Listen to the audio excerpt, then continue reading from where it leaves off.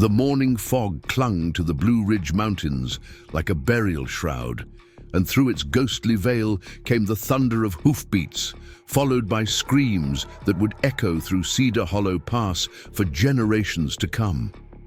By the time the sun burned, through the mist on that October morning in 1869, 23 wagons lay in ruins, their canvas tops torn like paper, their wooden frames splintered and burning.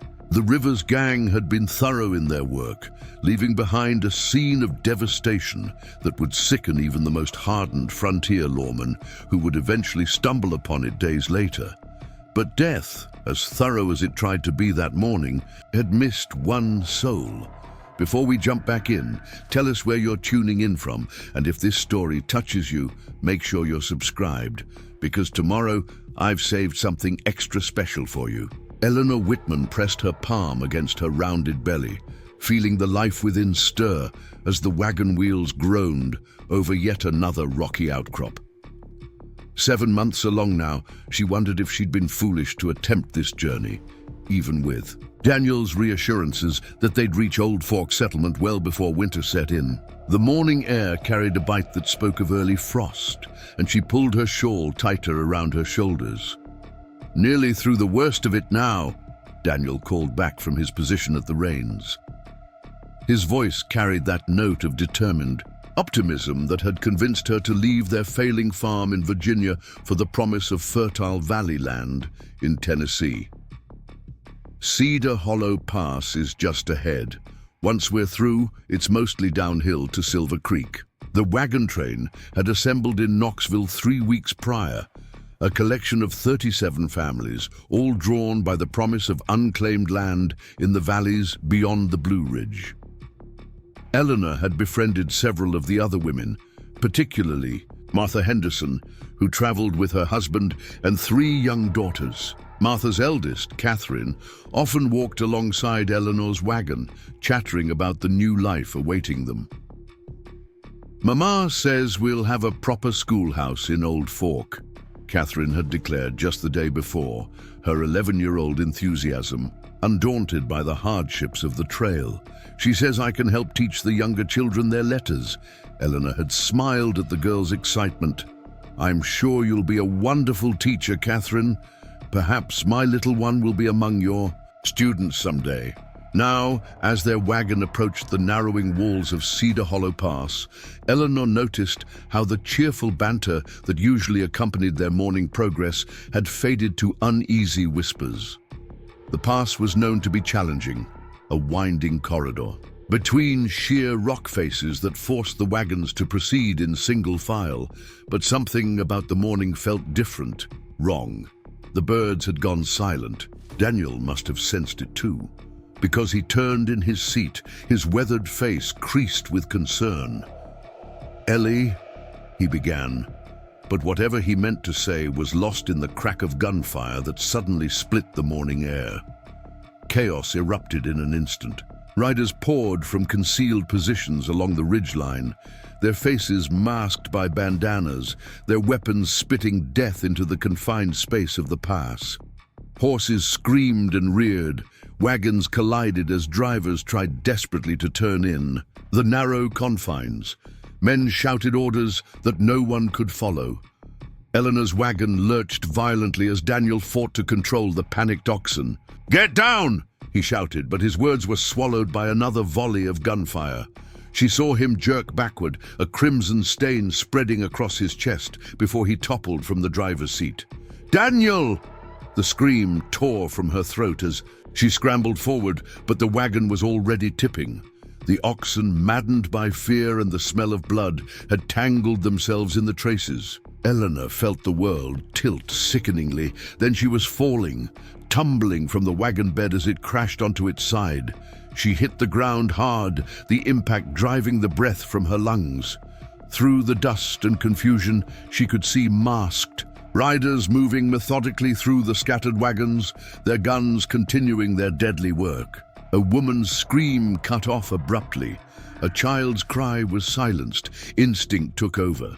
Eleanor crawled beneath the overturned wagon, pressing herself into the shadow between the wooden bed and a large boulder. Her hands shook as she pulled her dark shawl over her head, trying to make herself invisible. Through a gap in the wreckage, she could see Daniel's body lying motionless in the dust, his eyes staring sightlessly at the morning sky. The shooting gradually died down, replaced by rough voices and the sound of wagons being ransacked. Eleanor bit down on her knuckle to stifle her sobs as she recognized Tobias Rivers' distinctive drawl. "Check every wagon. Boss wants no witnesses." What about the freight?" another voice asked. "Take what's valuable, burn the rest." Eleanor remained frozen in her hiding place as boots crunched past, sometimes mere inches from where she lay. Her baby kicked frantically, as if sensing the danger, and she pressed both hands to her belly, silently pleading for stillness. Hours seemed to pass, though it might have been minutes. The sounds of looting gradually faded, replaced by the crackle of flames as the gang set fire to the wagons. Smoke began to fill the air, stinging Eleanor's eyes and throat. Still, she didn't move. "That's the last of them," she heard someone call. "Rivers wants us moving before the smoke draws attention." The thunder of hoofbeats gradually receded, heading west toward the territorial border. Eleanor remained hidden until the sound faded completely, until nothing remained but the pop and hiss of burning wood and the whisper of wind through the pass. Only then did she crawl from her hiding place, her limbs stiff and trembling. The scene that greeted her was worse than any nightmare. Bodies lay scattered among the burning wagons. She recognized Martha Henderson's blue dress, now stained with red. She saw Catherine's small form crumpled near her mother, her dreams of teaching forever silenced. Eleanor moved through the carnage in a daze, some part of her mind refusing to process the full horror. She found herself kneeling beside Daniel, her fingers gently closing his eyes. From his pocket, she retrieved the compass his father had given him, a family heirloom that was supposed to guide them to their new life. "I'm so sorry," she whispered, though the words felt hollow against the magnitude of loss surrounding her. The practical part of her mind, the part that had kept their farm running through Daniel's frequent absences, began to assert itself. She was alone, pregnant, miles from the nearest settlement. The gang might return. Other dangers, wolves, bears, exposure, would find her if she remained here. Moving mechanically, Eleanor began to search through the wreckage for anything that might help her survive. She found a canteen, miraculously intact, and a leather satchel containing some hardtack and dried meat. A knife had fallen from someone's belongings. A box of matches had somehow avoided the flames. The sun was climbing higher now, and with it came the realization that she needed to move. But where? The trail ahead led through open country where she'd be visible for miles.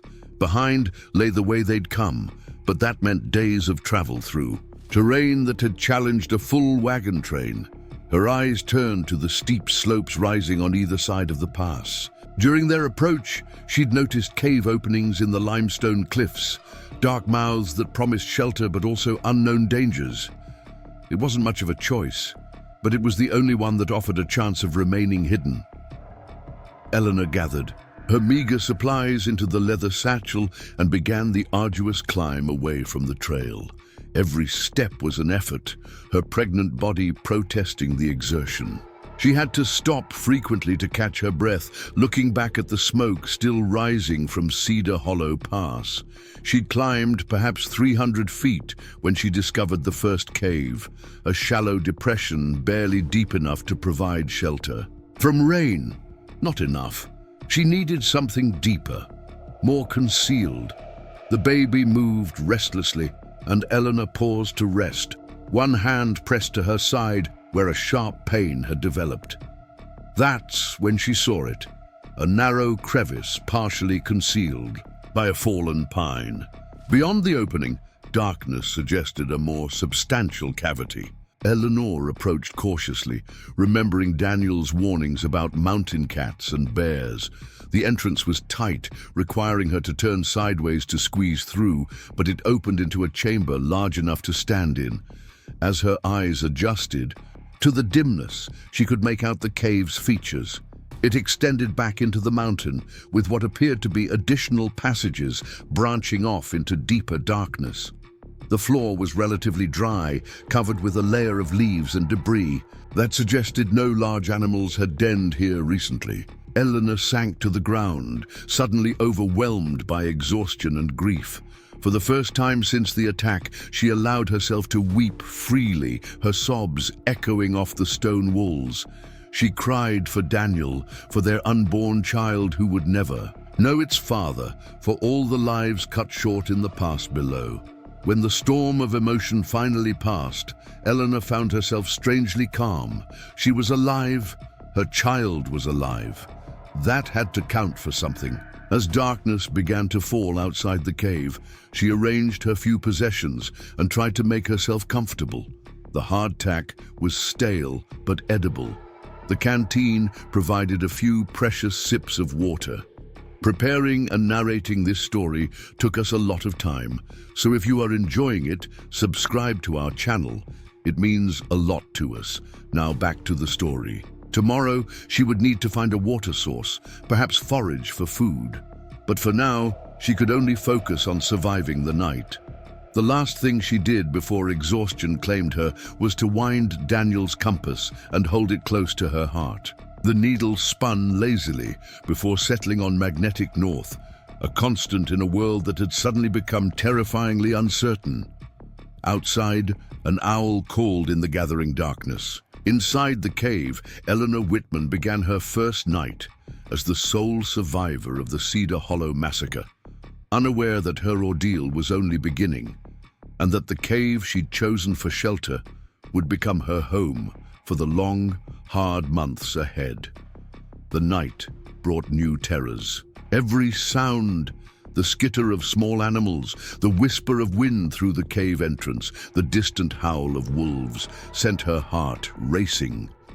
She dozed fitfully, jerking awake at the slightest noise, her hand instinctively going to the knife she'd placed within reach. When pale light finally filtered through the entrance, Eleanor emerged stiffly from the cave. The morning revealed the full scope of her situation. From her elevated position, she could see for miles in every direction. The trail through Cedar Hollow Pass was barely visible, marked only by thin wisps of smoke still rising from the destroyed wagons. To the west, the mountains rolled away in endless waves of blue and green. To the east, the direction they'd come. From late days of wilderness, her throat was already parched, making water her most pressing need. Eleanor began to explore the area around her cave, moving carefully along the rocky ledges. Years of helping on the farm had taught her to read the landscape. Where there were caves, there was often water, springs or seeps where moisture collected. She found it mid-morning, a tiny spring trickling from a crack in the rocks about 100 yards from her shelter. The water was cold and sweet, and Eleanor drank deeply before filling her canteen. Near the spring, she discovered something else. Blackberry bushes, their fruit mostly gone, but still bearing enough late berries to provide some nourishment. As she picked the berries, a sound froze her in place. Voices carried on the wind.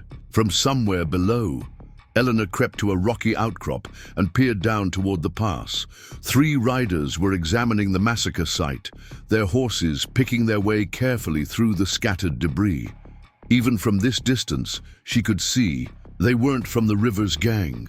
These men wore different clothes, moved with different purpose. One dismounted and knelt beside something on the ground, studying tracks, perhaps. Eleanor held her breath, wondering if these might be rescuers, someone who could help her. But caution won out. She had no way of knowing who these men were or what their intentions might be. The Rivers gang had allies throughout the territory.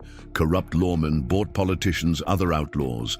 Until she knew for certain who could be trusted, her best chance lay in remaining hidden. The riders spent nearly an hour at the scene before mounting up and heading west, following the same direction the gang had taken. Eleanor watched until they disappeared from view, then made her way back to the cave. That afternoon, she made her first real assessment of her resources and situation. The leather satchel contained 5 pieces of hardtack, a small portion of dried meat, the knife, matches, the compass, and a small sewing kit someone had dropped. Her dress was torn and dirty but still serviceable. Her shoes, sturdy boots made for farm work, would hold up for a while. Food would be the biggest challenge. The hardtack might last a week if she rationed it carefully. The berries helped, but she'd need more. During her exploration, she'd noticed other edible plants, wild onions, dandelion greens, chicory. She'd also seen signs of small game, rabbit tracks, squirrel droppings, if she could fashion some snares. Water, at least, was solved. The spring provided a reliable source, though she'd need to be careful approaching it in case someone else discovered it. Shelter was secure for now. The cave went deeper than she'd initially realized. Following it back with a burning stick for light, she discovered a series of connected chambers. One opened onto a natural chimney that would allow smoke to dissipate, crucial if she needed to risk a fire. Another contained a pool of water fed by seepage through the limestone. As days passed, Eleanor fell into a routine born of necessity. Mornings were for foraging, carefully expanding her range as she learned the terrain. She discovered a grove of oak trees still dropping acorns, which could be ground into a rough flour. A patch of Jerusalem artichokes provided their starchy tubers. She taught herself to set simple snares using threads pulled from her petticoat and supple branches. Her first success, a young rabbit, provided not just meat, but also fur that could be useful as winter approached.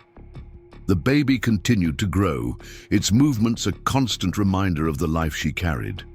Eleanor found herself talking to it more and more, maintaining her sanity through the one-sided conversations. "Your father would have loved these mountains," she said one evening, watching the sunset paint the peaks in shades of gold and crimson. He always talked about building a cabin with a view like this. But even as she adapted to her harsh new reality, Eleanor knew this couldn't last forever. Winter was coming. Her child would arrive in perhaps 2 months. She needed a plan beyond mere survival. The nights grew colder as October surrendered to November, and Eleanor marked the passing days by carving small notches into a smooth stone near the cave entrance. 23 days since Cedar Hollow, 23 days of isolation that had transformed her from a farmer's wife into something altogether different, a creature of shadow and silence who moved through the mountain landscape like the deer she'd learned to track. Her body had adapted in ways that surprised her. The soft hands that had once tended garden rows were now calloused from climbing rocky slopes and setting snares. Her movements had become economical, purposeful. She'd learned to read the sky for weather changes, to identify edible roots by their leaves, to mask her scent when approaching the spring where animals came to drink. The cave system had revealed more secrets as she explored deeper. In one chamber, she discovered ancient markings on the walls, symbols and figures that suggested others had sheltered here long ago. Another passage led to a narrow ledge overlooking a hidden valley where a small herd of deer grazed undisturbed. She'd spent hours watching them, learning their patterns, though she knew she couldn't risk hunting anything so large alone. On this particular morning, Eleanor woke to find frost coating the rocks outside her shelter. Winter was announcing its approach with increasing insistence. Her food stores, carefully rationed and supplemented with forage goods, would last perhaps another month. The baby's movements had become more pronounced, sometimes keeping her awake with persistent kicks and rolls. She'd just returned from checking her snares, empty again for the 3rd day running, when she noticed something that made her blood run cold. Fresh tracks in the soft earth near the spring, boot prints, not her own. Eleanor froze, her mind racing. The prints were large, made by someone moving carefully but purposefully. They circled the spring, paused where she usually knelt to drink, then headed upslope toward a ridge that overlooked her cave. For the first time in weeks, real fear coursed through her. She'd grown complacent, perhaps careless. Had someone been watching her? How long had they been tracking her movements? Moving as quietly as possible, Eleanor retreated to the cave and went deep into the back chambers where she'd established a secondary hiding place. She extinguished her small fire, scattered the ashes, and concealed any signs of habitation. Then she waited, knife in hand, listening for any sound that might indicate an approach. Hours passed in tense silence. As afternoon light began to fade, Eleanor heard it, the soft scrape of leather on stone, barely audible but unmistakable to ears that had learned to catch every whisper of sound in the mountain stillness. Someone was at the cave entrance. She pressed herself deeper into the shadows, hardly daring to breathe. Footsteps entered the main chamber, paused, then continued with deliberate care. Whoever it was moved with practiced stealth, but Eleanor had learned the cave's acoustics intimately. She could track the intruder's progress by the subtle echoes. "I know you're in here." The voice, when it came, was low and measured, carrying an accent she couldn't quite place. "I've been tracking you for 3 days now. Your snares are well hidden, but you tie your knots like someone from the eastern settlements." Eleanor remained, silent, her grip tightening on the knife. The footsteps came closer, and she could make out a silhouette against the faint light filtering from the main chamber. A tall figure, moving with casual confidence. "My name is Samuel Longfeather," the voice continued. "I'm Cherokee, and before you decide to use that knife you're holding, you should know I'm probably the only person within 50 miles who doesn't want you dead." The casual mention of her weapon sent a chill through Eleanor. If he knew she was armed, what else did he know?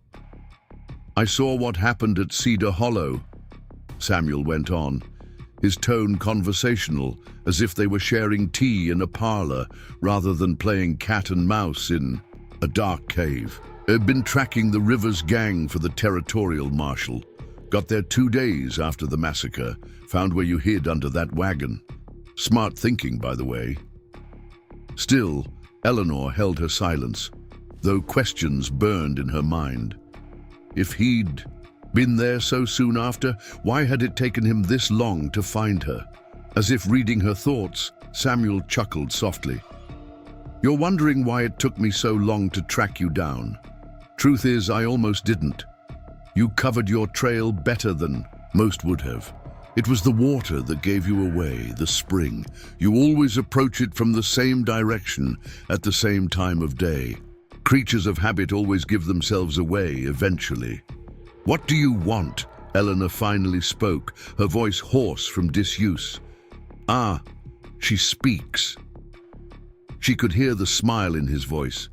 "What do I want? Well, that's complicated. Officially, I'm supposed to report any survivors to Marshal Crane over in Silver Creek. Unofficially." He paused, and Eleanor heard him settle onto the cave floor. "Unofficially, I think you're safer staying hidden." Eleanor frowned in the darkness. "What do you mean?" "Luther Crane isn't the upstanding lawman he pretends to be. Neither are half the territorial officials between here and Nashville. The Rivers gang has been operating for 3 years without serious interference. Ever wonder why?" The implication sent a fresh wave of unease through Eleanor. "You're saying they're protected?" "I'm saying that when wagon trains full of settlers get massacred, and those settlers just happen to have legal claims to land that certain wealthy men want for railroad expansion, well, let's just say it's convenient for everyone involved. Everyone except the dead settlers, of course." Eleanor moved slightly forward, still keeping to the shadows. "If that's true, why are you here? Why warn me?" Samuel was quiet for a long moment. "Because I've seen too many innocent people disappear when they become inconvenient. Because my own people were driven from these mountains by men who decided our treaties were just paper to be ignored. And because..." He shifted, and Eleanor caught a glimpse of his profile, strong features etched with weariness. Because I found something at Cedar Hollow that the Rivers gang missed. What? Documentation, hidden in a false bottom of one of the wagons, land grants, survey maps, correspondence between territorial officials and railroad investors. Your wagon train wasn't random victims. You were specifically targeted. Eleanor felt her knees weaken. She slumped against the cave wall, the knife dropping from nerveless fingers. Daniel said the land titles were ironclad. He said we'd be protected by law. The law only protects those who control it, Samuel said grimly. But these documents, they could change that. Names, dates, proof of conspiracy. In the right hands, they could bring down some very powerful people. Ooh, then why don't you take them to federal authorities? Because I need a witness. Documents can be disputed, dismissed as forgeries. But a survivor who can testify to what happened, who can identify the attackers. He let the statement hang in the air between them. Eleanor's hand went instinctively to her belly. I'm 7 months pregnant. I can barely feed myself. I've been living in a cave like an animal. How am I supposed to testify to anything? You survived this long. That tells me you're stronger than you think. Samuel's voice carried a note of respect. But you're right. You can't do it alone. Winter's coming hard this year. That baby won't wait for spring. You need help. Your help. If you'll accept it, I can bring supplies, teach you better ways to hunt and forage. When the time comes for the birth. He paused. My mother was a healer. She taught me enough to help bring a child into the world if necessary. Eleanor finally stepped forward into the dim light. For the first time, she got a clear look at the man who'd tracked her down. Samuel Longfeather appeared to be in his mid-30s, with black hair worn long and tied back, intelligent dark eyes, and the weathered features of someone who spent most of his time outdoors. He wore a mix of traditional Cherokee clothing and frontier gear, a rifle resting against the cave wall beside him. Why should I trust you? She asked bluntly. Samuel met her gaze steadily. You shouldn't. Trust is earned, not given. But consider this, if I wanted to harm you, we wouldn't be having this conversation. And if I was working with the Rivers Gang or Marshall Crane, I'd have already reported your location. He reached into a leather pouch at his side and withdrew, something wrapped in oilcloth.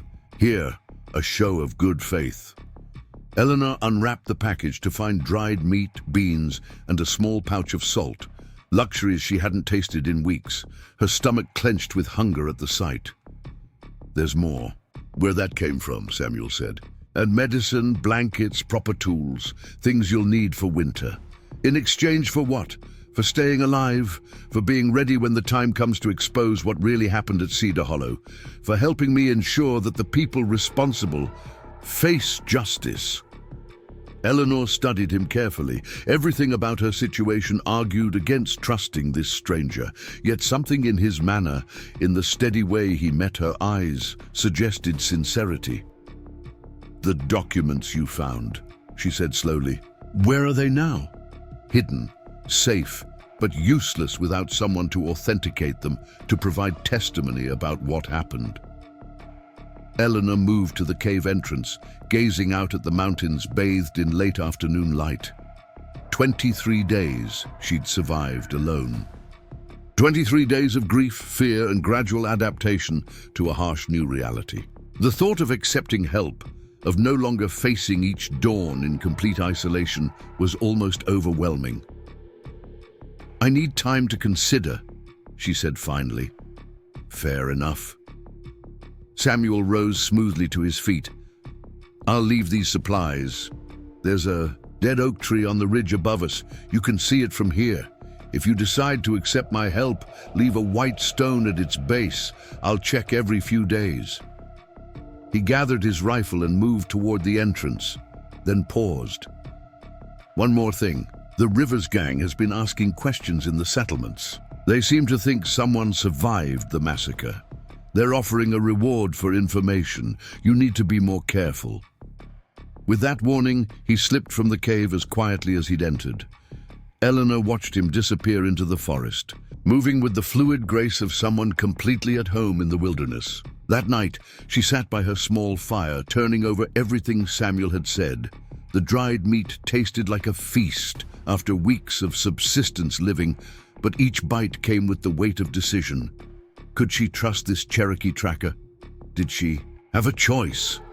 As if in response to her turmoil, the baby kicked strongly. Eleanor placed both hands on her belly, feeling the life moving within. "What would your father do?" she whispered to the darkness, but she already knew the answer. Daniel would have fought for justice, would have wanted the truth exposed, regardless of the personal cost. The next morning, Eleanor climbed to the ridge and placed a white quartz stone at the base of the dead oak tree. 3 days later, Samuel returned.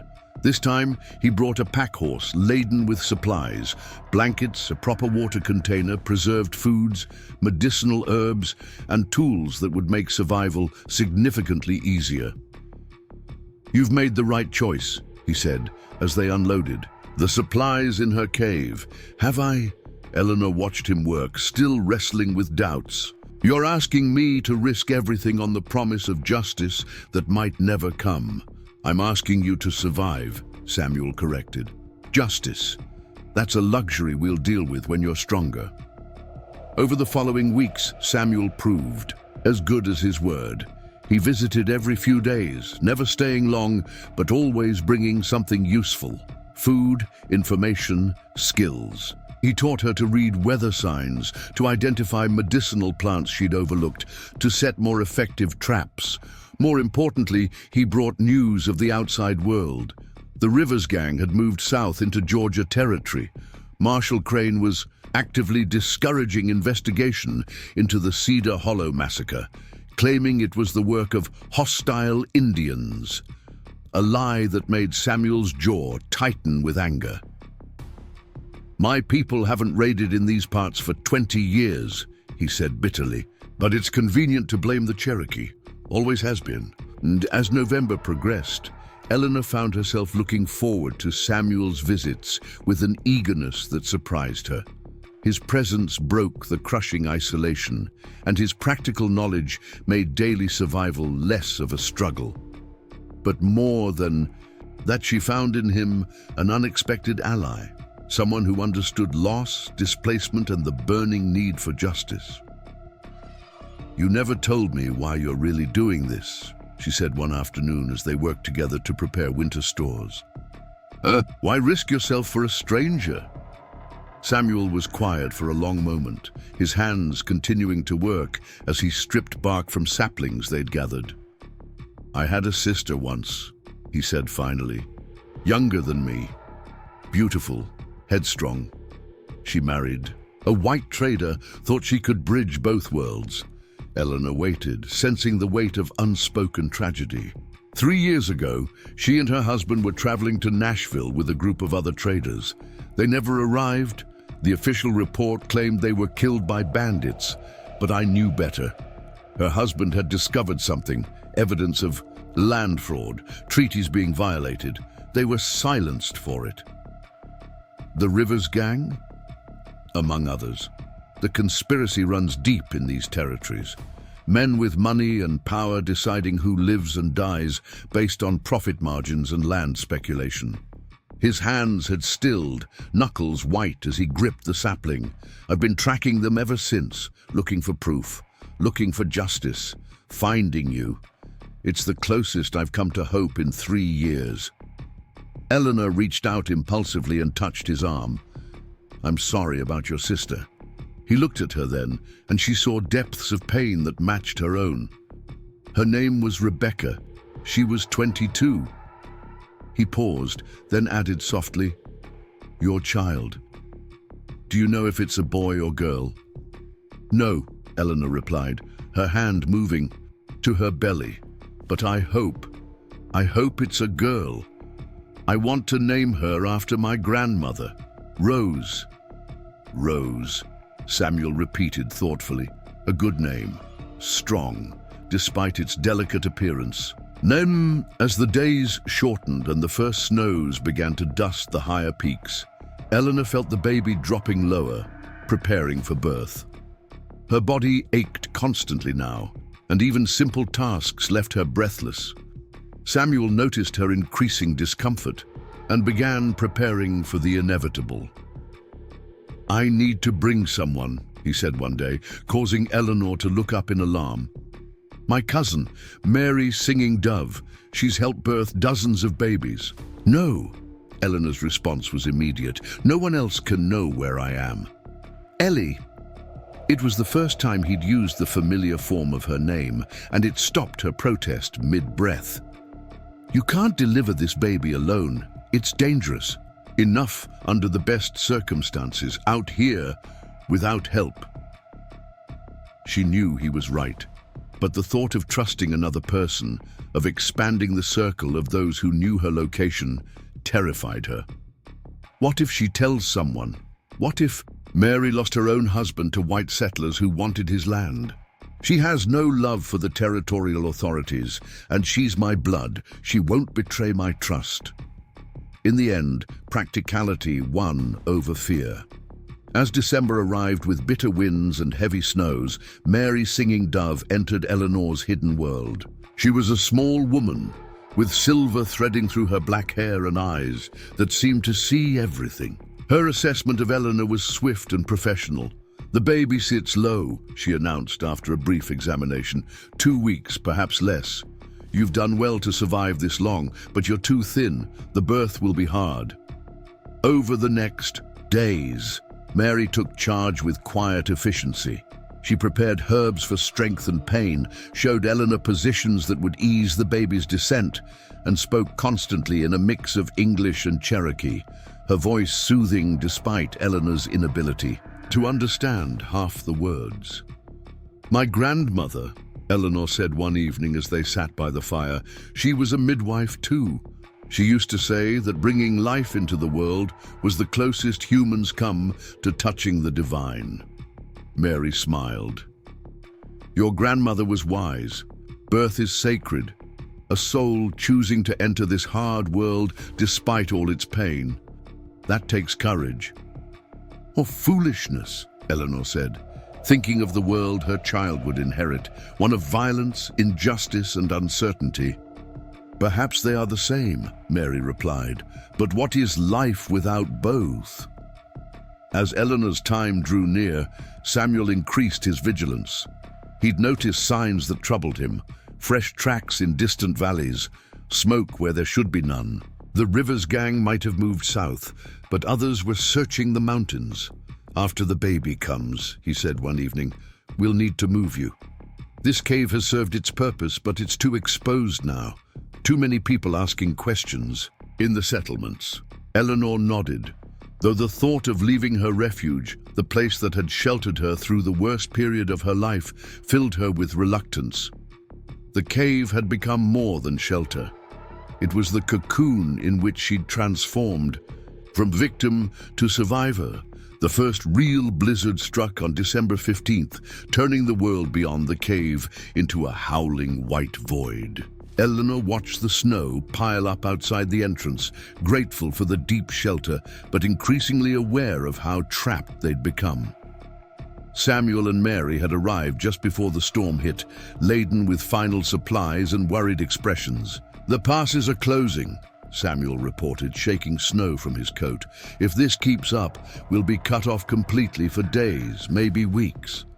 Mary unpacked her birthing supplies with practiced efficiency, her movements betraying none of the concern Eleanor saw in her eyes. "Perhaps it's better this way. No one travels in weather like this. We'll have privacy for what's to come." Eleanor shifted uncomfortably on the bed of furs Samuel had assembled in the warmest part of the cave. The baby hadn't moved much in the past day, and a deep ache had settled into her lower back that no position seemed to ease. She'd been having irregular pains for the past week, but something felt different now, more intense, more purposeful. "How will you return to your people?" she asked Mary, wincing as another cramp tightened across her belly. "I won't," Mary said simply. "Not until this little one decides to join us and the weather clears." Samuel's cousin Jacob is watching my children. They're old enough to manage. At the casual mention of being snowbound with strangers, one of them, a fugitive white woman, struck Eleanor anew. The trust these people were extending went far beyond simple human kindness. They were risking their own safety for someone their laws and customs said they owed nothing to. As if reading her thoughts, Mary paused in her preparations and fixed Eleanor with a steady gaze. "You wonder why we help you?" It wasn't a question, but Eleanor nodded anyway. "Samuel told you about his sister Rebecca. What he didn't tell you is that she was carrying a child when she died. We never found her body, never knew if the baby was born or died with her." Mary's hands resumed their work, but her voice carried old pain. "Every child that comes into this world is sacred. Every mother who fights to bring forth life deserves protection. Your people, my people, it doesn't matter in the birthing room." Another pain gripped Eleanor stronger this time, causing her to gasp. Mary was beside her instantly, one hand on her belly, the other checking her pulse. "It begins," she announced. "Samuel, build up the fire and heat water. This will be a long night." What followed was a blur of pain and pressure, time measured not in hours, but in the spaces between contractions. Eleanor discovered reserves of strength she didn't know she possessed, drawing on the same determination that had kept her alive. Through months of isolation, Mary's voice became her anchor, sometimes speaking in English, sometimes in Cherokee, always calm and reassuring. "The mountains are listening," Mary murmured, during a brief respite between pains. "They've sheltered you this long. They won't abandon you now." Samuel maintained the fire and fetched water, his presence a steady comfort, though he stayed respectfully distant from the birthing space. Occasionally, Eleanor would catch glimpses of his face in the firelight, seeing there a mixture of concern and something else, a protective fierceness that reminded her of Daniel's expression when he'd spoken of their future children. The storm raged outside, wind screaming through the mountain passes like a living thing. Inside the cave, another kind of storm built and broke in waves. Eleanor lost all sense of time, existed only in the moment. Her world narrowed to the ancient struggle of bringing forth life. "I can't," she gasped after what felt like hours of fruitless pushing. "I'm too tired." "Yes, you can," Mary said firmly. "You survived the massacre. You lived alone in these mountains. You're stronger than you know. Your daughter is almost here." Daughter. The word pierced through Eleanor's exhaustion. Rose. She was fighting to bring Rose into the world. With renewed determination, she bore down as the next contraction peaked. Mary's encouragement intensified, and suddenly Samuel was there too, moving closer despite tradition, his hand finding Eleanor's and gripping it tight. "Almost there," he said, his voice rough with emotion. "Fight, Ellie. Fight for her." Whether it was his words, his touch, or simply the right moment arriving, Eleanor found a final surge of strength. With a cry that echoed off the cave walls, she pushed one. Last time. And then, cutting through the wind's howl, came a different sound, the indignant wail of a newborn taking her first breath. "A girl," Mary announced, tears streaming down her weathered face as she placed the baby on Eleanor's chest. "Small, but fierce. Listen to those lungs."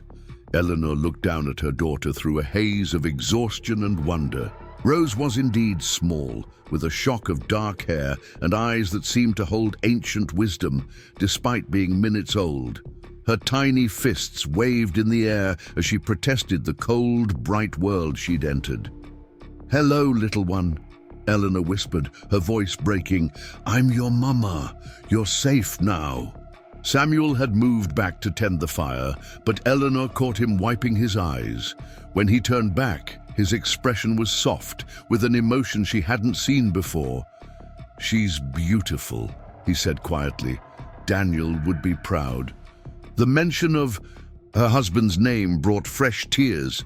Eleanor looked down at Rose, seeing hints of Daniel in the shape of her nose, the determined set of her tiny jaw. "He would have loved you so much," she told her daughter. "I'll make sure you know who he was." Mary continued her work with practiced efficiency, tending to the afterbirth and making Eleanor comfortable. As the immediate intensity of the birth faded, Eleanor became aware again of the storm outside. If anything, it had intensified.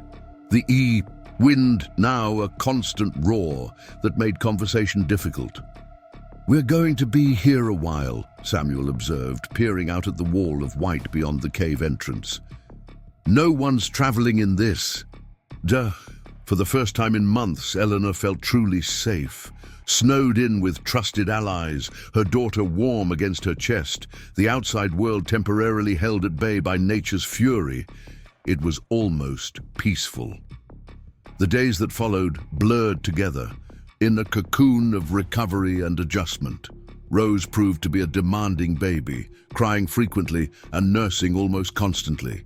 Mary showed Eleanor how to position her for feeding, how to interpret her different cries, how to swaddle her in the Cherokee fashion that seemed to calm her more than anything else. "She knows she's entered a hard world," Mary explained when Rose fussed, despite being fed and dry. "Some babies feel it more than others. She'll need extra comfort." Samuel took on the role of provider and protector, venturing out between storms, to check trap lines and gather firewood. He'd return covered in snow, his face red with cold, but always with some small triumph. A rabbit for the pot, news that a nearby spring remained unfrozen, bark that could be brewed into a strengthening tea. One evening, as they sat around the fire while Rose slept, Eleanor found herself studying him in the flickering light. The weeks of close proximity had revealed layers to this man she'd initially feared. He was gentle with Rose, handling her with a tenderness that spoke of experience with children. He was respectful of Eleanor's space and grief, never presuming familiarity despite their forced intimacy. And underneath it all, she sensed a deep loneliness that matched her own. "You never speak of your own family," she said quietly. "Beyond your sister." Samuel was silent for a long moment, his eyes fixed on the fire. "My wife died 5 winters ago. Fever took her and our son. He was 3. Eleanor's heart constricted. "I'm sorry." "His name was Thomas," Samuel continued, a sad smile touching his lips. "Like your husband, he loved to climb trees, scared his mother constantly, would have been 8 now." The parallel losses hung between them, creating an understanding that needed no words. They were both travelers in the country of grief, learning to navigate its terrain while helping others do the same. Mary watched this exchange with knowing eyes, but said nothing. She'd seen how Samuel looked at Eleanor when he thought no one was watching, how Eleanor's face softened when he entered the cave. But she also understood that some wounds needed time to heal before new growth could begin. The weather finally began to clear in early January, the storms giving way to crisp, bright days that made the snow-covered mountains gleam like diamonds. With the improving conditions came new concerns. Samuel's scouting trips revealed increased activity in the valleys below. "Riders," he reported one afternoon, his expression grim, "moving systematically, checking every cabin and settlement. They're not being subtle about it either." "Who are they?" Eleanor asked, instinctively pulling Rose closer. "Hard to say from a distance, but they're well equipped. Military possibly, or territorial marshals. Either way, they're searching for something or someone." Mary and Samuel exchanged meaningful looks. "It's time," Mary said firmly. "She's strong enough to travel now, and the baby is thriving. Staying here is becoming more dangerous than moving." Eleanor knew they were right, but the thought of leaving the cave that had been her salvation filled her with dread. "Where would We go? Samuel unfolded a map he'd sketched on deerskin, pointing to various landmarks. There's a Cherokee settlement 2 days north, deeper in the mountains. My mother's people live there. They're, or traditional, isolated. The territorial government doesn't even acknowledge their existence officially. Would they accept us? You saved my life once, Samuel said quietly, by trusting me when you had every reason not to. Among my people, that creates a debt. They'll honor it. Eleanor looked around the cave that had been her world for nearly 3 months. Every corner held memories now. The place where she'd first felt Rose kick strongly, the spot where she'd cried herself to sleep those first terrible nights, the chamber where she'd learned to be truly alone and found she could survive it.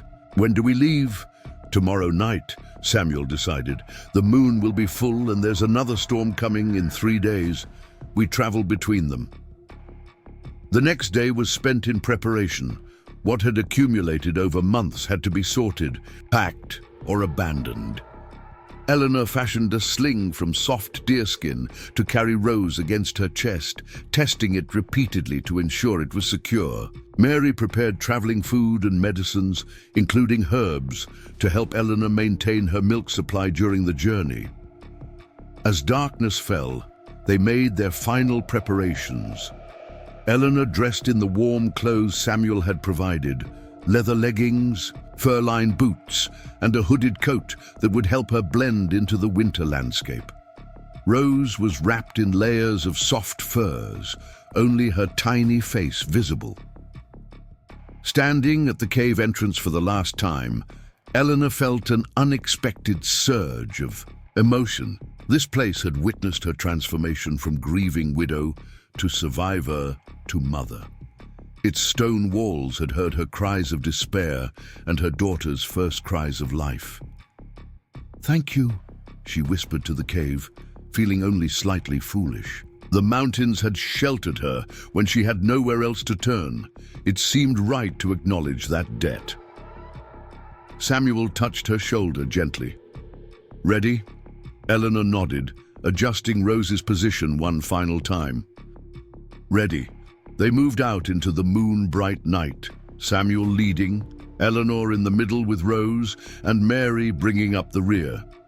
The snow was deep but crusted over, allowing relatively easy passage if they were careful. Samuel had chosen their route, carefully, following ridgelines and frozen stream beds that would hide their tracks come morning. They traveled in silence, the only sounds the crunch of snow and occasional whimpers from Rose, quickly soothed. Eleanor found herself falling into a rhythm, her body remembering the mountain travel skills she'd developed over months of solitary survival.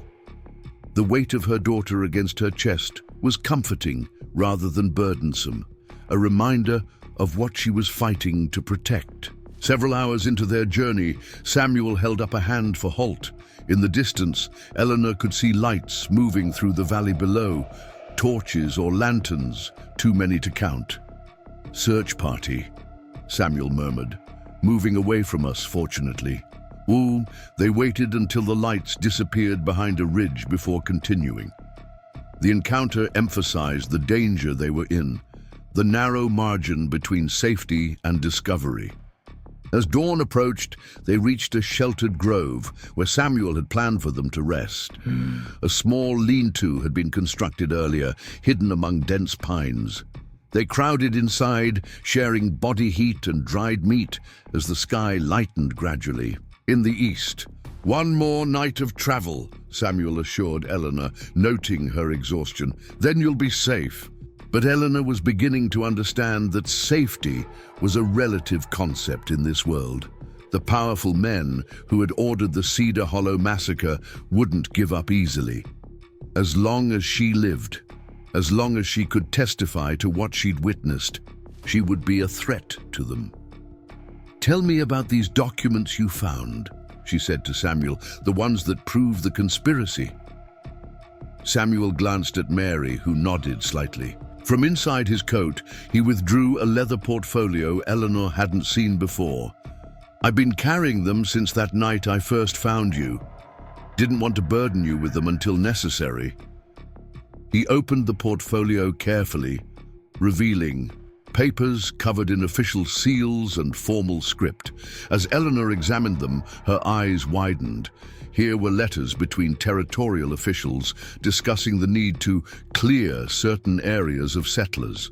Maps showing planned railroad routes that coincidentally passed through every homestead that had been attacked. Banking records showing large payments to the Rivers Gang from accounts linked to prominent Nashville businessmen. This is... Eleanor couldn't find words adequate to describe what she held. "Proof," Samuel finished. "Enough to bring down a dozen powerful men, maybe more, but only if we can get it to the right authorities. Federal investigators or journalists brave enough to publish it." Eleanor studied the documents with new understanding. She wasn't just a witness anymore. She was the guardian of evidence that could expose a conspiracy reaching to the highest levels of territorial government. That's why they're searching so desperately, she realized. They must know these documents exist. "Probably," Samuel agreed, "which is why getting you to safety is so important. You're the key to making these papers matter. Without a witness to verify them, to testify about what happened, they're just suspicious documents that could be dismissed as forgeries." As Eleanor nursed Rose in the shelter of the lean-to, she felt the weight of responsibility settling on her shoulders. Her survival had meaning beyond her own life and her daughter's. Justice for Daniel, for all the families destroyed at Cedar Hollow, rested in her hands. The second night's travel proved more challenging. They had to cross exposed ridges where the wind cut like knives and navigate steep descents made treacherous by ice. Twice they had to backtrack when Samuel's chosen route proved impassable, costing them precious time and energy. Rose, perhaps sensing the tension, was fretful, requiring frequent stops to nurse and comfort. Eleanor's body, still recovering from childbirth, protested the exertion, but she pressed on, driven by the knowledge of what pursued them and what lay ahead. As the eastern sky began to pale with pre-dawn light, Samuel pointed to a narrow valley ahead. "There, do you see the smoke?" Eleanor squinted, making out several thin columns rising from what appeared to be empty forest. As they drew closer, she realized the Cherokee settlement was designed to be nearly invisible. The structures built into the natural contours of the land and concealed by careful placement among the trees. "My people learned long ago to hide in plain sight," Samuel explained, noting her surprise. "The ones who couldn't adapt were forced onto reservations or killed." A figure emerged from the forest ahead, a young man carrying a rifle, his face painted in patterns Eleanor didn't recognize. He spoke rapidly in Cherokee, his tone challenging until he recognized Samuel. Then his entire demeanor changed, the rifle lowering as he embraced Samuel like a brother. "My cousin, Jacob Clearwater," Samuel introduced him. "He's been watching for us." Jacob's eyes assessed Eleanor and Rose with frank curiosity. The white woman who survived the massacre, the one the territorial marshals seek.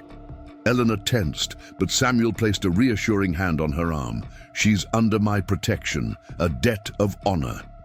Jacob nodded, accepting this without question. "Grandmother waits in the council lodge. She wants to meet the woman who lived when others died." As they entered the settlement proper, Eleanor felt the weight of many eyes upon her. Children peered from behind their mothers' skirts. Old men paused in their work to watch her pass. She was an outsider here, a refugee from the violence of her own people, seeking shelter among those who had every reason to distrust her kind. The council lodge was larger than the other structures, its interior warm and smoky from a central fire. At the far end sat an elderly woman whose presence seemed to fill the space despite her small stature. Her hair was white as snow, her face deeply lined, but her eyes were sharp and missed nothing. "Grandmother," Samuel said formally, speaking in Cherokee. Though Eleanor couldn't understand the words, she recognized the tone of deep respect. The old woman studied Eleanor for a long moment before speaking in heavily accented English. "You are the one who carries the truth of the massacre." Eleanor nodded, unconsciously tightening her hold on Rose. "And this child was born in the sacred caves, born between worlds." Again, Eleanor nodded, uncertain what that meant but sensing its significance. The grandmother was quiet for so long that Eleanor wondered if she should speak. Then the old woman smiled, transforming her severe face into something almost beautiful. "The mountains told me you were coming," she said. "They whisper of change, of old wrongs that seek justice. You and your daughter are welcome here." Relief flooded through Eleanor, so intense her knees nearly buckled. Mary steadied her with a gentle hand. "But," the grandmother continued, her expression growing serious again, "safety here is temporary. The men who hunt you grow desperate. They offer gold for information, threaten those who refuse to help. Some of our young men are tempted by their promises." Eleanor's heart sank. Even here, in this remote sanctuary, the reach of her enemies extended. "What would you have me do?" she asked. "Rest, heal, grow strong," the grandmother advised. "But prepare for what must come. The truth you carry cannot stay hidden forever. When spring comes, when the pass is clear, you must carry it into the light. Only then will the spirits of the dead find peace." As Eleanor was led to a small dwelling that would be her temporary home, she reflected on the grandmother's words. Her journey was far from over. In many ways, it was just beginning. The winter months ahead would be a time of preparation, of gathering strength for the battles to come. But for now, she had shelter. She had allies. And most importantly, she had hope that justice might still be possible. That night, as she settled Rose into a cradle provided by the Cherokee women, Eleanor gazed out at the star-filled sky, visible through the dwelling's smoke hole. Somewhere out there, powerful men plotted her death. But here, in this hidden valley protected by ancient traditions and mountain walls, she had found a moment of peace. "We're going to make it, little one," she whispered to her sleeping daughter. "Your papa's death won't be for nothing. I promise you that." Outside, snow began to fall again, covering their tracks and sealing the valley in winter's embrace. For now, they were hidden. For now, they were safe. But Eleanor knew that spring would come, and with it, a reckoning that would determine not just her fate, but the future of justice in these mountains. The documents Samuel had shown her seemed to burn against her skin where she'd hidden them, in her clothing. They were more than paper and ink. They were the voices of the dead demanding to be heard. And Eleanor Whitman, who had transformed from farmer's wife to survivor to mother, was about to discover she had one more transformation ahead of her. She would become the instrument of justice that the Cedar Hollow victims deserved. The grandmother's prophecy proved accurate. By late March, as the mountain snows began their retreat and the first green shoots pushed through the thawing earth, word reached the hidden Cherokee settlement that the search for Eleanor had intensified. Federal investigators had arrived from Washington, drawn by rumors of a survivor who could expose the Cedar Hollow conspiracy. But so too had more sinister forces, hired guns from as far as Texas, brought in by the wealthy men who stood to lose everything if the truth emerged. Eleanor stood at the edge of the settlement, watching the valley below through Samuel's field glasses. Rose, now 3 months old, gurgled contentedly in her sling, one tiny hand grasping her mother's hair. The winter months had been transformative for both of them. Eleanor's body had regained its strength and more, the lean muscle of someone who had learned to hunt, to track, to move through the forest like the Cherokee women who had become her teachers. Her milk had sustained Rose through the cold months, and the baby had grown round and healthy, her dark eyes bright with curiosity. "They're getting bolder," Samuel observed, noting the smoke rising from a settler's cabin that had been abandoned all winter. "Using it as a base camp, most likely. But how many? Eleanor asked, adjusting the field glasses. Jacob counted 12 yesterday, well armed, well supplied. They're not trying to hide their presence anymore. Eleanor lowered the glasses, her jaw set with determination. They know we're here. They suspect. But these mountains hold many secrets. They could search for months without finding this valley. Samuel paused, studying her face. Unless someone guides them. The unspoken concern hung between them. Over the winter, tensions had emerged within the Cherokee settlement. While the elders supported offering sanctuary, some of the younger men questioned the wisdom of harboring a white woman whose presence brought danger to their people. The generous bounty offered for information about Eleanor's whereabouts had not gone unnoticed. Has there been more talk? Eleanor asked quietly. Two Feathers and his followers grow more vocal, Samuel admitted. They argue that your fight isn't ours, that we risk too much for an outsider. Eleanor couldn't blame them. The Cherokee had suffered enough at the hands of white authority. Asking them to risk more for her sake seemed almost unconscionable. Yet the alternative, surrendering to the men who had murdered her husband and dozens of innocent settlers, was unthinkable. That evening, the council met to discuss the situation. Eleanor was invited to attend, a rare honor that spoke to the respect she'd earned over the winter months. She entered the lodge with Rose in her arms, taking her place in the circle of elders and warriors. The grandmother spoke first, her aged voice still carrying the authority of decades of leadership. The snow walls that protected us melt away. Soon the valleys will be passable again. We must decide, does the woman stay or go? Two Feathers, a young warrior with scarred hands and bitter eyes, stood immediately. She must go. Every day she remains brings danger closer. My children should not suffer for white people's wars. Murmurs of agreement rose from some quarters, but Jacob Clearwater countered, she is under Samuel's protection. To cast her out would shame us all. Shame. Two Feathers' voice dripped with sarcasm. Was there shame when soldiers burned our villages? When white treaties proved worthless as autumn leaves, she brings trouble we didn't ask for. Eleanor rose slowly, adjusting Rose in her arms. The baby seemed to sense the tension, falling unusually quiet.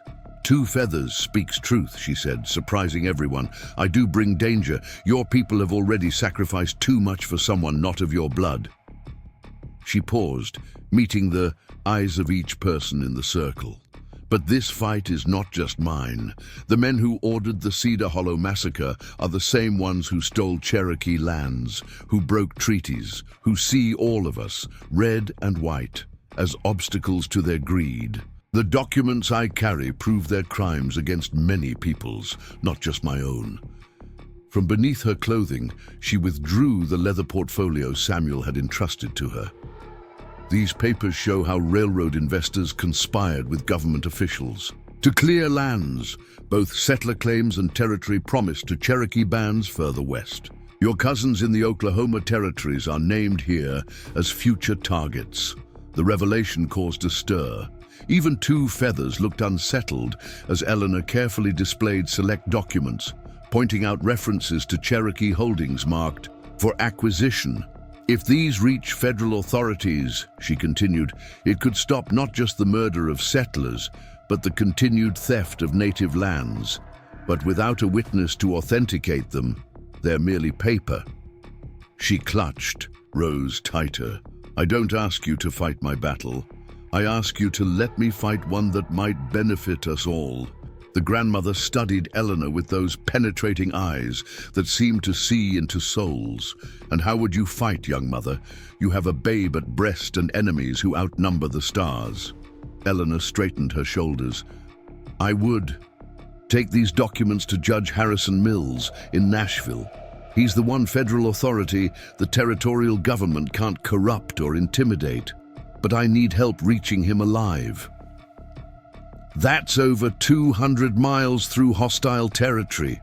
Samuel interjected, Even if we could slip past the men watching the valleys, the main routes are certainly being monitored." "Then we don't take the main routes," Eleanor replied. She'd spent the winter studying maps, learning the secret paths the Cherokee used. For trade and communication, the old trading paths through the high passes, they're dangerous this time of year, but possible. Two Feathers laughed harshly. "You would risk your child's life on mountain paths that challenge our strongest warriors?" Eleanor's eyes flashed.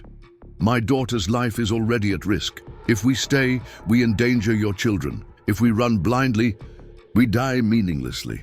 But if we act with purpose, we might secure justice for many." The debate continued long into the night, voices raised in argument and counter-argument. Finally, the grandmother called for silence with a raised hand. "The spirits have spoken to me in dreams," she announced. "They show a path through blood and struggle to a clearing where truth stands tall. The woman and her child are part of this vision. We will help them reach their destiny." "No." Two Feathers started to protest, but the grandmother's glare silenced him. "However," she continued, "we will not risk all our people. Volunteers only. Those who choose this path do so freely." Samuel was the first to step forward. "I stand with them." Jacob joined him, followed by Mary Singing Dove, and surprisingly, several of the younger warriors who had seemed sympathetic to Two Feathers' position. In the end, 12 Cherokee agreed to form an escort party. The next week was spent in preparation. Eleanor trained with weapons, a rifle Samuel procured, and a knife more suited to combat than the kitchen blade she'd carried since Cedar Hollow. She learned to shoot accurately while carrying Rose, to reload quickly, to move silently even with her daughter bound to her chest. Mary worked with the settlement's women to create special provisions, concentrated foods that would sustain a nursing mother, medicines for both Eleanor and Rose, and an ingenious cradle board that would allow Eleanor to carry her daughter safely, while keeping her hands free. On the night before their departure, Eleanor sat alone with Rose outside their dwelling, looking up at stars that seemed impossibly bright in the clear mountain air. Samuel found her there, settling beside her without speaking. "Are you afraid?" he finally asked. "Terrified," Eleanor admitted. "Not for myself, but for her." She kissed Rose's downy head. "If something happens to me..." "It won't," Samuel said firmly, "but if it does, I swear to you, Rose will be raised with love and strength. My people will be her people." Eleanor turned to study his face. In the starlight, over the months, this man had become far more than just an ally. He'd become her closest friend, her confidant, and something else she wasn't quite ready to name. "Why?" she asked softly. "Why risk everything for us?" Samuel was quiet for a long moment. "You know about my sister, about my wife and son. For 3 years I lived only for vengeance. It was eating me hollow, turning me into something I didn't recognize. Then I found you in that cave, stubborn, terrified, but refusing to give up. You reminded me that survival isn't enough. We have to live for something greater." He paused, then added quietly, "And somewhere along the way, you and Rose became that something." Eleanor felt tears sting her eyes.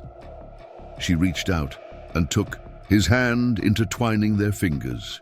"Daniel would have liked you," she said. "He always said the measure of a man was in what he'd sacrifice for others. He sounds like someone worth knowing." "He was, but he's gone, and we're here." Eleanor squeezed Samuel's hand. "When this is over, when justice is done, what then?" "Then we live," Samuel said simply. "We build something new from the ashes of what was lost. Together, if you'll have me." It wasn't a formal proposal, but it was a promise. Eleanor leaned her head against his shoulder, feeling a different kind of future taking shape. One she hadn't dared imagine during those long months alone in the caves.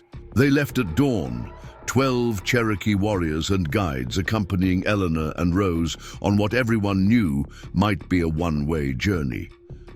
The grandmother blessed them with sage smoke and ancient words, while even Two Feathers offered a grudging nod of respect.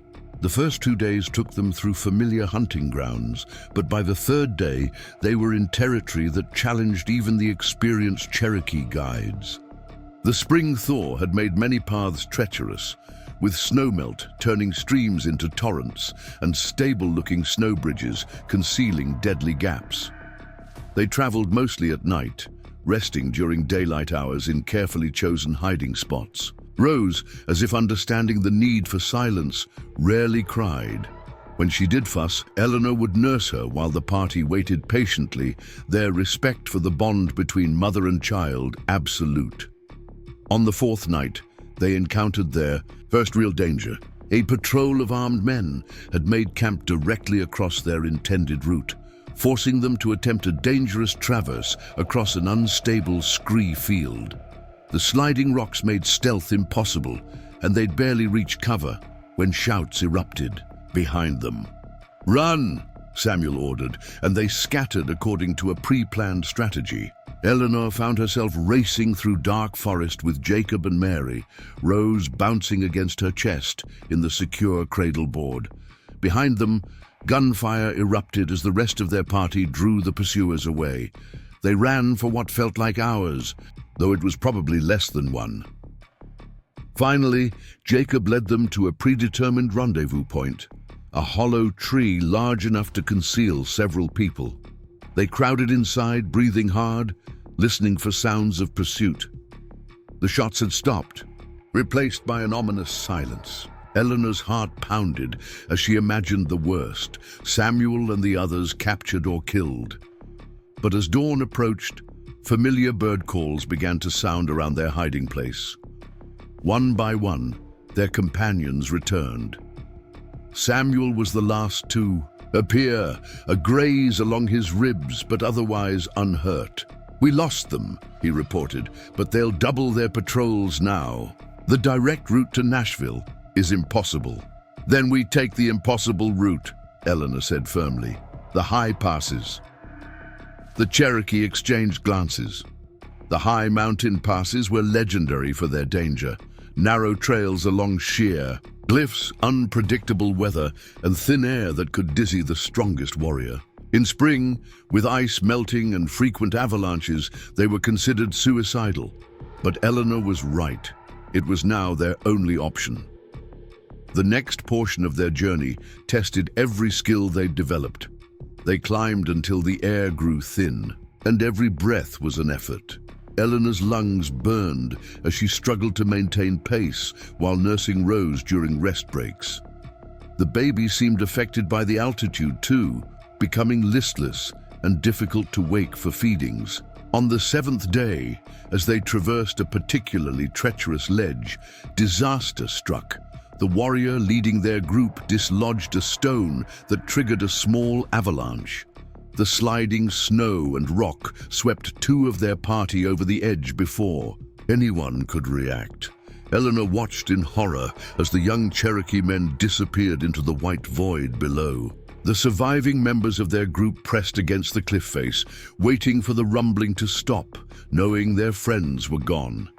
That night, huddled in a shallow cave barely large enough for their reduced numbers, morale reached its lowest point. They had lost 2 good men, were still days from safety, and Rose's condition was worrying everyone. Mary examined the baby with gentle hands, her face grave. "The altitude sickness. We must descend soon, or..." She didn't finish, but Eleanor understood. Her daughter was dying by degrees in this thin air. Every moment they delayed increased the danger. "How far to lower elevations?" Eleanor asked Samuel. 2 days by the safe route. Half that if we risk the Devil's Staircase." The Devil's Staircase was a near vertical descent down a series of ledges and cliff faces. Even in good weather, it claimed lives. In spring conditions, it was madness to attempt. "We take the staircase," Eleanor decided without hesitation. At dawn, they began the terrifying descent. Eleanor had never known such fear, not during the massacre, not during her months alone, not even during childbirth.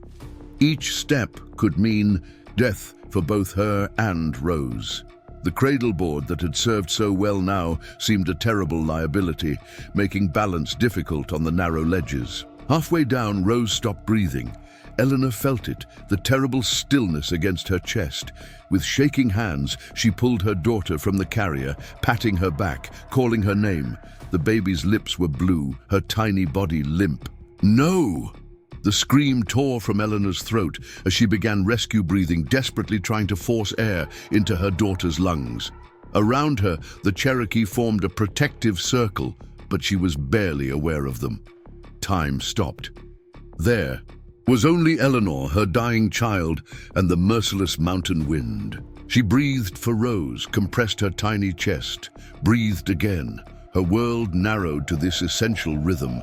Breathe, compress, breathe. Then, miraculously, a cough, a weak cry. Rose's eyes fluttered open, unfocused but alive. Eleanor sobbed with relief, clutching her daughter close. But they couldn't stop here, couldn't rest. Rose needed lower altitude, thicker air. With renewed desperation, they continued their descent. By evening, they had dropped below the tree line. Rose's color improved with each foot of elevation lost, her breathing becoming stronger and more regular. They made camp by a rushing stream, everyone exhausted but alive. That night, as Eleanor held her recovering daughter, she made a decision. "You must go back," she told the Cherokee. "All of you. You've done more than enough. I won't have more deaths on my conscience." Protests erupted, but Eleanor remained firm. "The high passes nearly killed us all. But the low routes are different. A woman traveling alone with a baby draws less suspicion than a war party. I can reach Judge Mills without you." "You can't," Samuel began, but Eleanor cut him off. "I can and I will. The documents are what matter. Getting them to Judge Mills is all that counts now." She looked around at the faces of those who had risked everything for her. "You've given me the chance. Now let me take it." The argument continued, but eventually practicality won. Their group was too conspicuous, too obviously what it was, a protective escort for someone important. Eleanor alone might slip through where they could not.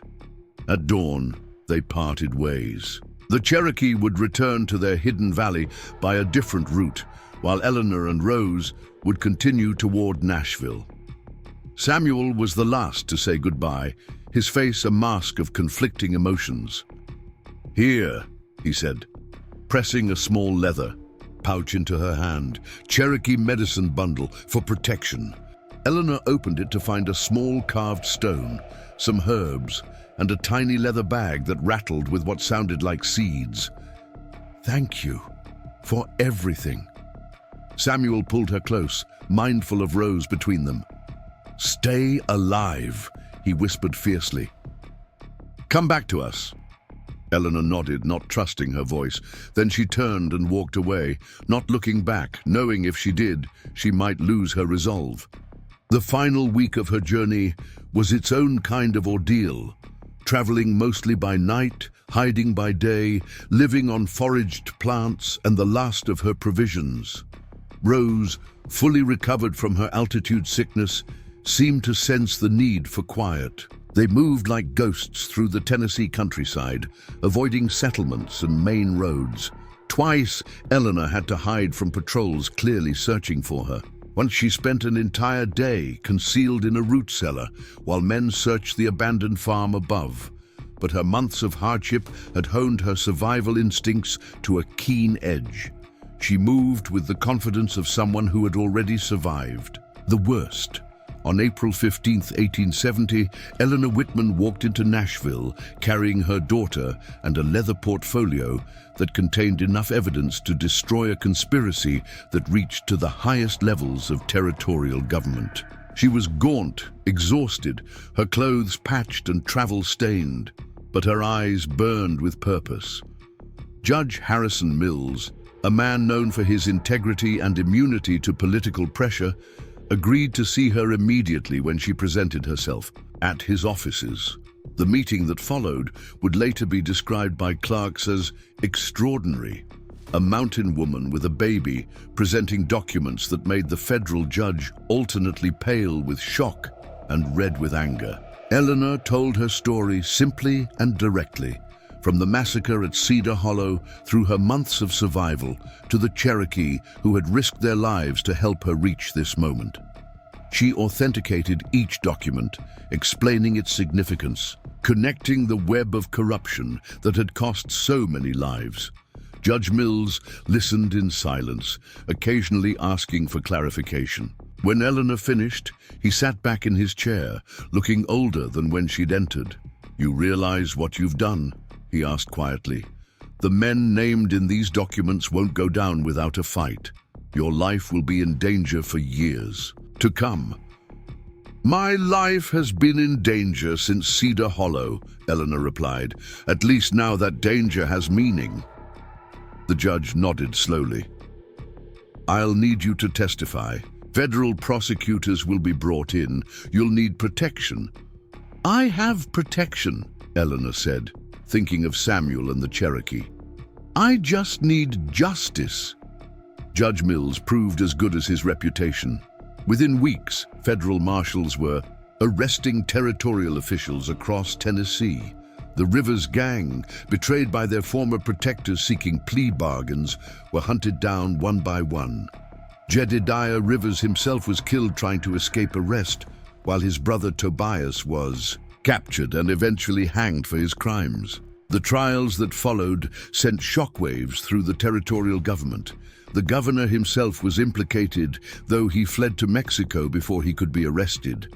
Railroad investors saw their fortunes evaporate and their reputations destroyed. The conspiracy that had seemed so powerful crumbled in the face of Eleanor's testimony and the irrefutable evidence she'd preserved. Throughout it all, Eleanor remained in Nashville under federal protection, nursing Rose and preparing for each day's testimony. The press dubbed her the Cave Woman and the Mountain Mother, romanticizing her story even as she tried to keep the focus on the victims of Cedar Hollow. It was during the final week of trials that Samuel found her. He appeared one evening at the boarding house where she was staying, having traveled from the Cherokee Valley as soon as word reached them of the arrests. "You did it," he said simply, standing in her doorway.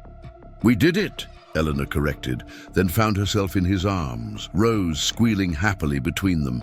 Later, as they sat together watching the sunset from the boarding house porch, Eleanor felt something she hadn't experienced since before Cedar Hollow.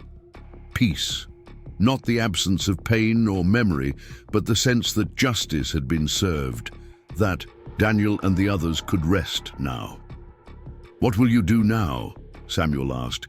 "The judge says there's a reward, enough to start over anywhere you choose."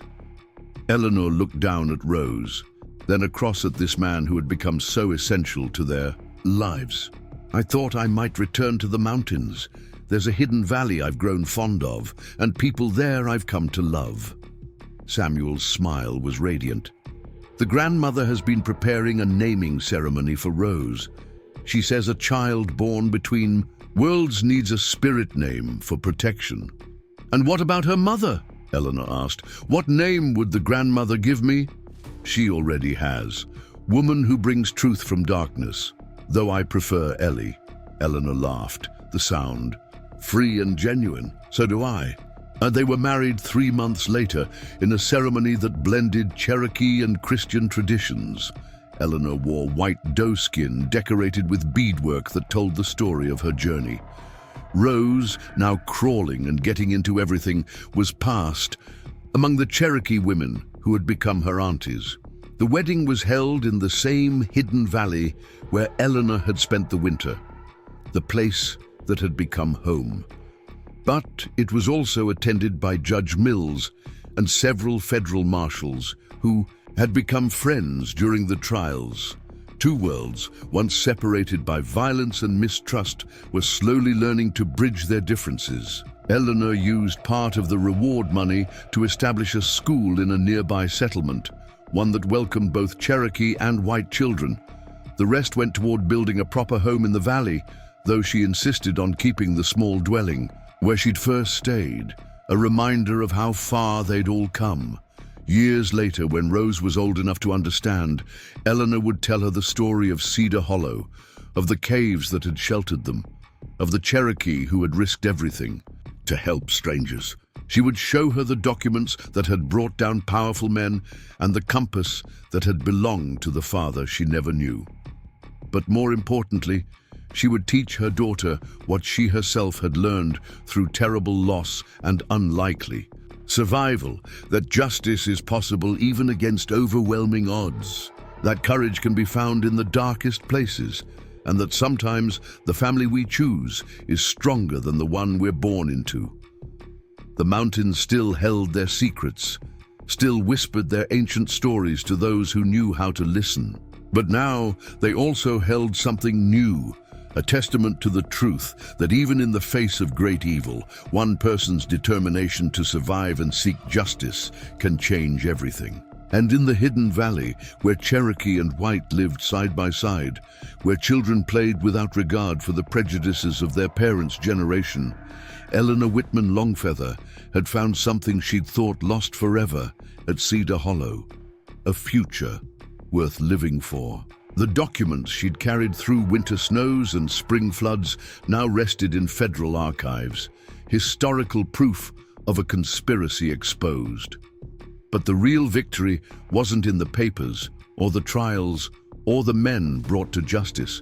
It was in the laughter of children learning together, in the love that had grown from shared loss, in the community that had formed around the simple principle that right was stronger than might. Sometimes, on clear mountain mornings, Eleanor would climb to a high ridge with Rose and look out over the valleys, stretching endlessly below. She would remember the woman who had crawled into a cave with nothing but grief and a will to survive. That woman seemed like a stranger now, yet also an essential part of who she'd become. "Your father wanted to build a new life in these mountains," she would tell Rose. "He didn't live to see it, but in a way, he led us here anyway. Everything that happened, terrible as it was, brought us to where we needed to be." Oh, and Rose, wise beyond her years as children who have touched death often are, would nod and squeeze her mother's hand, understanding in the way that children do that sometimes the darkest paths lead to the brightest destinations. Up next, you've got two more standout stories right on your screen. If this one hit the mark, you won't want to pass these up. Just click and check them out. Retry JC Create an Alternative Part 4. Not yet final part of the story. Make sure that each part is at least 8,000 words. Remove bracket. Do not put bullet or numbering, make it paragraph always. Do not mention the previous parts. Do not mention subscribing to channel. Proceed directly to story. Also, do not repeat the story and phrases from the previous stories. Do not edit the last artifact. Just open a new artifact, starting with this part. Up next, you've got two more standout stories right on your screen. If this one hit the mark, you won't want to pass these up. Just click and check them out. Edit the winter held the Cherokee Valley in an iron grip that seemed determined never to release its hold. By February, the snow had piled so deep that even the most experienced hunters struggled to move through the drifts. Eleanor watched from the doorway of her dwelling as the wind sculpted the white landscape into fantastic shapes, each gust erasing and rewriting the world anew. Rose had grown remarkably in the weeks since their arrival. No longer the fragile newborn who'd entered the world in a cave, she was now a sturdy infant with rolls of fat on her arms and legs, testament to Eleanor's abundant milk and the nutritious supplements Mary Singing Dove prepared. The baby had become something of a village mascot, passed from arm to arm by Cherokee women who clucked over her dark hair and increasingly alert brown eyes. But beneath the surface of this domestic tranquility, tensions simmered. Eleanor had become fluent enough in Cherokee to understand the conversations that stopped when she entered a room, the debates that raged in the council lodge when they thought she was asleep. "She brings death to our door," Two Feathers argued during one particularly heated evening. Eleanor pressed her ear against the wall of her dwelling, straining to hear through the thin barrier. The territorial marshals grow desperate. They offer gold that could feed our children through 10 winters. And what of honor? Samuel's voice carried the edge of barely controlled anger. "She saved my life, trusted us when she had every reason not to. Would you sell her like a pelt at the trading post?" "Your debt is your own," Two Feathers shot. "I'm back. Why should our children starve for your white woman?" The words stung, even though Eleanor had expected them. She was a burden here, no matter how the grandmother and others might protest otherwise. The Cherokee had already sacrificed too much harboring her and Rose. Every day she remained increased the danger to the entire settlement. That night, as she nursed Rose by the dying fire, Samuel entered without his usual preliminary greeting. His face was drawn with worry, ice crystals still clinging to his hair from the storm outside. "They found the bodies," he said without preamble. Eleanor's blood chilled. "The scouts?" He nodded grimly. 3 Cherokee hunters had gone missing the week before. Now their fate was known. Tortured first, left as a message. "Because of me. Because evil men do evil things," Samuel corrected, but his tone lacked conviction. They both knew the truth.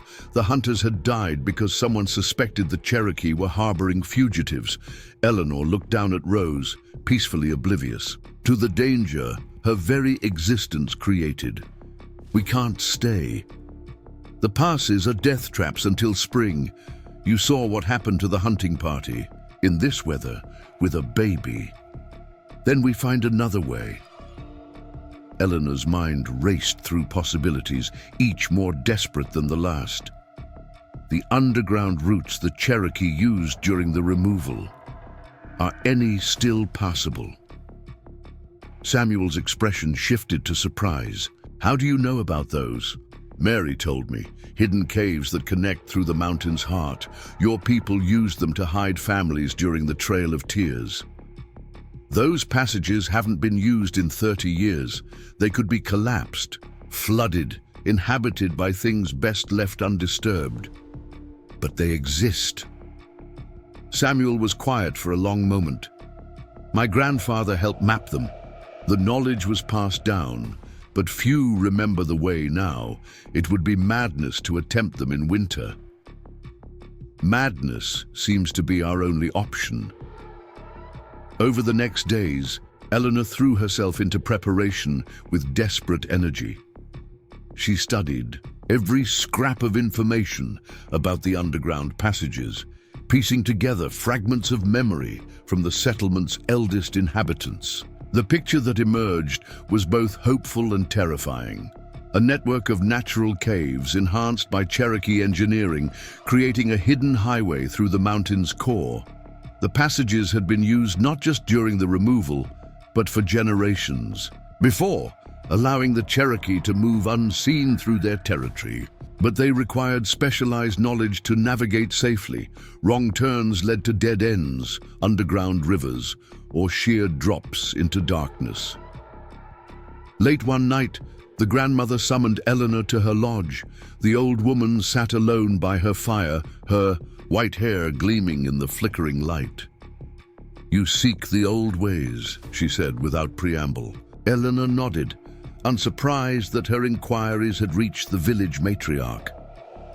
"The passages you ask about are more than paths through stone.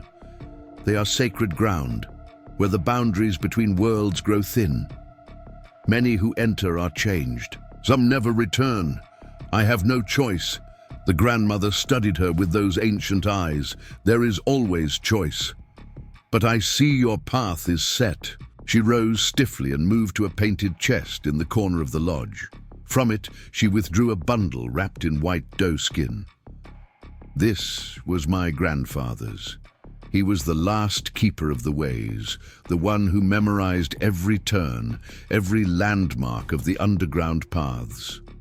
She unwrapped the bundle to reveal a collection of carved stones, each marked with symbols Eleanor couldn't decipher. These are the guide stones. Each represents a chamber, a passage, a choice that must be made correctly. Eleanor accepted the stones with trembling hands. I don't understand the markings. Neither do I fully. The knowledge was meant to be passed father to son, but the removal scattered our people. Much was lost. The grandmother returned to her seat by the fire, but Samuel's grandfather learned some of it, and the stones themselves. They have power. They will speak to those who listen with the right ears. You're saying I should trust rocks to guide me through a mountain? A rare smile crossed the grandmother's weathered face. I'm saying the mountain itself will guide you if you learn to hear its voice. The stones are merely translators. The old woman leaned forward, her expression growing serious. But understand this, the passages exact a price.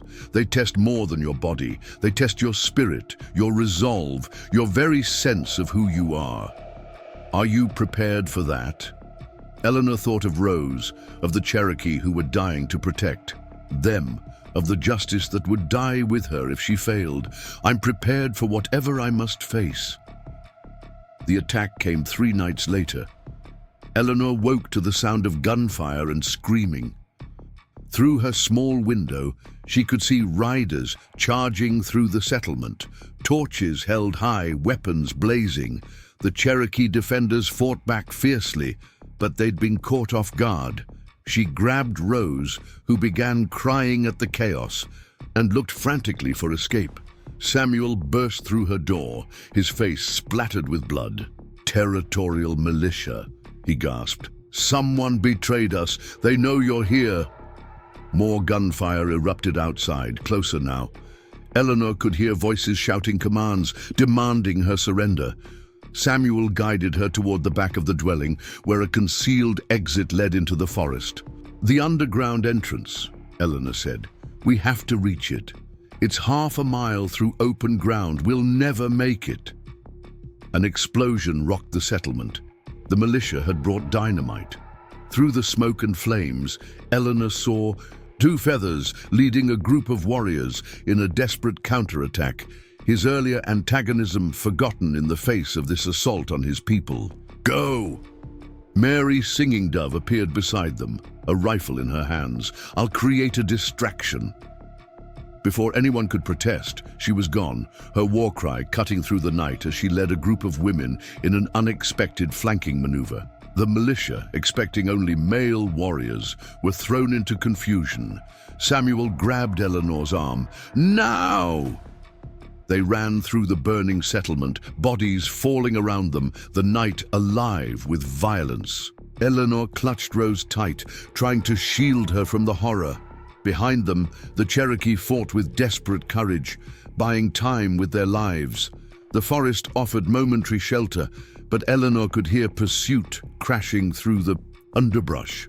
They ran blindly at first, branches tearing at their faces, roots threatening to trip them with every step. Rose's cries guided their pursuers as surely as any trail. "This way!" Samuel hissed, leading them down a steep ravine. At its bottom, partially concealed by fallen logs and winter debris, was an opening in the rock face, the entrance to the underground passages. They squeezed through just as their pursuers crested the ravine. Bullets sparked off the stone around the entrance, but the angle was poor and the shots went wild. Samuel pushed Eleanor deeper into the passage, then turned. Back to collapsed part of the entrance, with a wooden lever left by Cherokee engineers decades before. Rock and debris crashed down, sealing them in darkness. For a moment, the only sounds were their ragged breathing and Rose's frightened whimpers. Then Samuel struck a light, one of precious few matches they carried, revealing a narrow passage that stretched into blackness. "The guide stones," he said urgently. "We need to find the first marker." Eleanor fumbled for the leather pouch the grandmother had given her, spilling the carved stones into her palm. In the flickering matchlight, the symbols seemed to writhe and shift.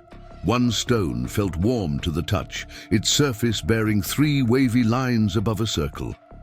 "Water over sun," Samuel translated. "The first chamber should have a pool reflecting light from above." They moved deeper into the mountain, the match dying just as they reached a wider space. Eleanor's eyes, adjusting to the darkness, caught a faint glimmer ahead. A natural skylight, probably formed by water erosion, allowed moonlight to filter down onto a still pool that perfectly reflected the pale disk above. The first guide stone had proven true. The journey that followed tested every limit of endurance and sanity. The passages wound through the mountain's heart in a bewildering maze. Some chambers were vast enough to swallow their voices without echo. Others required them to crawl through spaces so tight Eleanor feared they would become trapped. Rose, mercifully, seemed to adapt to the underground world better than the adults. The constant temperature and darkness actually soothed her, and she slept for longer periods than usual, waking only to nurse. Eleanor came to dread those feeding sessions, not because they slowed their progress, but because the baby's contented sounds echoed strangely in the passages, sometimes returning as whispers that seemed to form words. The guide stones continued to prove accurate, though their messages grew increasingly cryptic. Dancing shadows mark the left path. Where water sings, climb upward. The breath of the mountain chooses for you. Each riddle had to be solved, often through trial and error that cost them precious time and energy. They had been underground for 3 days when they encountered the first real trial. The passage they were following ended abruptly at a vast chasm. Their torchlight, they had found a cache of supplies left by previous travelers, couldn't find the bottom or the far side. The guide stone for this section bore the image of a spider hanging from a thread. "A bridge," Samuel muttered, playing the light along the walls. "There should be a bridge." They found it, or rather its remains. Rope and wooden slats, preserved by the dry cave air but weakened by decades of neglect, it swayed sickeningly in updrafts from the depths below. "It won't hold us both," Samuel said after testing the first few planks. Eleanor looked at the ancient bridge, then at Rose sleeping against her chest. The baby had lost weight during their underground journey, despite regular feeding. They all had. "Then I go first, alone." "Eleanor, the stones respond to me more than you. If something happens..." Though she couldn't finish the sentence. Instead, she carefully transferred Rose to Samuel's arms. "If the bridge holds, I'll call you across. If not..." She pressed the pouch of guide stones into his hand. "Find another way. Protect her." The crossing was a nightmare of creaking wood and fraying rope. Each step had to be placed precisely, tested carefully. Halfway across, a plank gave way entirely. Eleanor caught herself on the rope railings, legs dangling over the abyss. For endless seconds she hung there, muscles screaming before managing to pull herself up and continue. When she finally reached solid ground, she was shaking so badly she could barely stand. But there was no time for recovery. The bridge had to hold once more. "Tie Rose to your chest," she called back to Samuel. "Keep both hands free for the ropes." The return journey, watching Samuel inch across with her daughter, was worse than her own crossing. Every creak of wood, every sway of the bridge sent fresh terror through her. When they finally stood together on the far side, Eleanor wept with relief clutching them both. The underground world grew stranger as they traveled deeper. They found evidence of ancient habitation, petroglyphs that predated Cherokee culture, chambers carved with impossible precision, passages that seemed to defy basic geology. The very air felt thick with age and secrets. In one vast cavern, they discovered a settlement of sorts, stone structures that might have been homes or temples arranged around a central plaza where an underground spring created a perfect circular pool. Scattered among the buildings were more recent signs of Cherokee presence. Remains of cook fires, faded blankets, children's toys carved from wood. "The removal?" Eleanor asked, running her hand over a small wooden doll. Samuel nodded grimly. Families hid here while soldiers searched above, some for weeks, some for months, living like moles while their world was stolen. They rested in the ancient settlement, using the spring to refill their water supplies. Eleanor took the opportunity to bathe Rose properly for the first time since entering the caves. As she did, she noticed something troubling. The baby's skin had taken on an almost translucent quality, and her eyes seemed to track movements that Eleanor couldn't see. "The deep places change people," Samuel said when she voiced her concerns. "Old stories tell of children born underground who could see in perfect darkness, hear the mountain's heartbeat. They return to the surface as something more than human." "Stories," Eleanor repeated, but she held Rose a little tighter. On the 7th day underground, they faced their greatest trial. The guide stone showed a figure split in two, standing at a fork in the path. When they reached the indicated chamber, they found not 2 passages but 3, each marked with Cherokee symbols that Samuel struggled to interpret. "The left speaks of returning to earth," he translated slowly. "The center says, the true path requires sacrifice. The right," he frowned. "I don't know this symbol. It's older, not Cherokee." Eleanor studied the 3 passages. Something about the central one called to her, despite its ominous message. The guide stones had grown warm in her hand, almost uncomfortably so. "We take the center," she decided. "Eleanor, the warning has been true all along. Everything has required sacrifice. Why should this be different?" The passage began normally enough, winding through now familiar limestone formations, but gradually the nature of the tunnel changed. The walls became smooth, almost polished. The air grew thick and sweet, like honey on the tongue, and then the whispers began. At first, Eleanor thought it was water dripping or wind moving through distant passages. But slowly, the sounds resolved into voices, some speaking Cherokee, others in languages she didn't recognize. They seemed to come from the walls themselves. Rose began to cry, a thin, frightened wail that echoed strangely. Samuel stopped walking, his torch hand shaking slightly. "Eleanor, keep moving," she said firmly, though her own resolve wavered. The voices were becoming clearer, more insistent. Some seemed familiar, her mother's voice calling her to supper, Daniel's laugh, the crying of children at Cedar Hollow. The passage opened into a chamber that defied physical law. It was simultaneously vast and intimate, its walls covered in crystals that caught and multiplied their torchlight into 1,000 rainbows. In the center stood something that might have been an altar or a natural formation worn smooth by countless hands. The guide stones in Eleanor's hand were almost too hot to hold now. She approached the central structure, feeling the weight of ancient eyes upon her. The whispers had become a chorus, speaking in harmony. "What are you willing to sacrifice?" Eleanor looked at Rose, at Samuel, at the life she was fighting to preserve. The answer came without thought. Everything, everything but them. The chamber seemed to pulse with approval. The crystals sang a note that resonated in Eleanor's bones.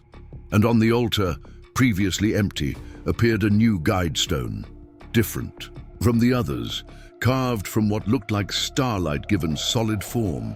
The moment Eleanor touched it, the world exploded into sensation. She saw, felt, knew the entire passage system at once.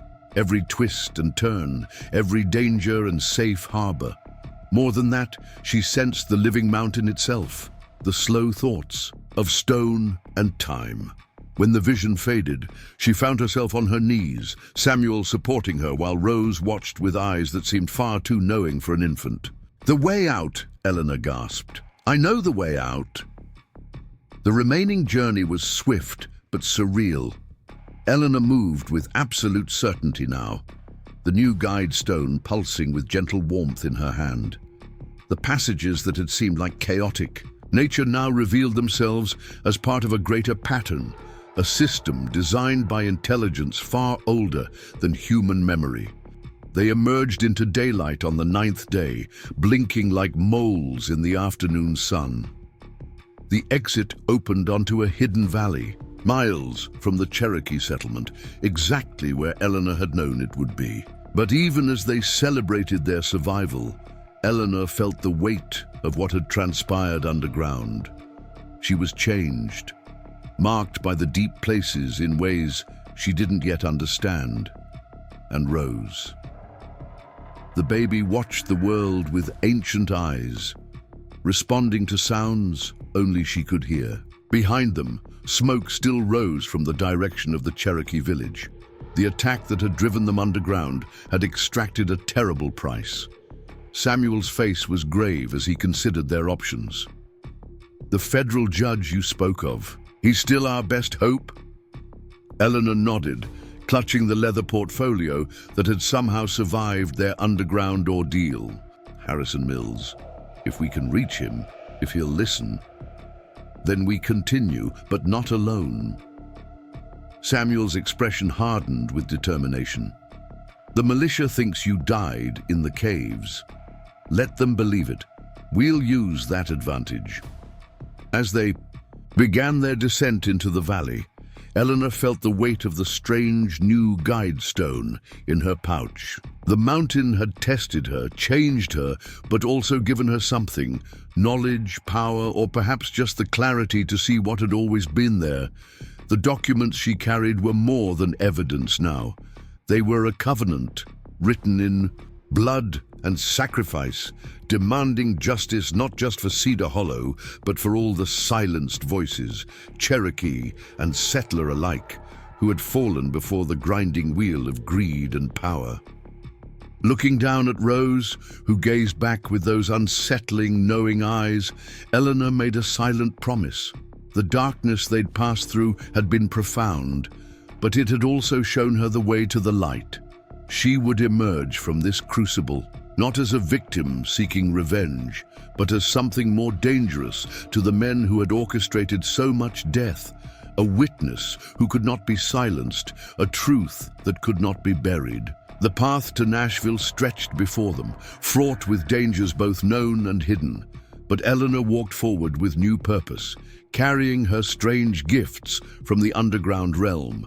Her daughter, who had been touched by the deep magic of the earth, and the terrible necessary burden of justice that would reshape the frontier.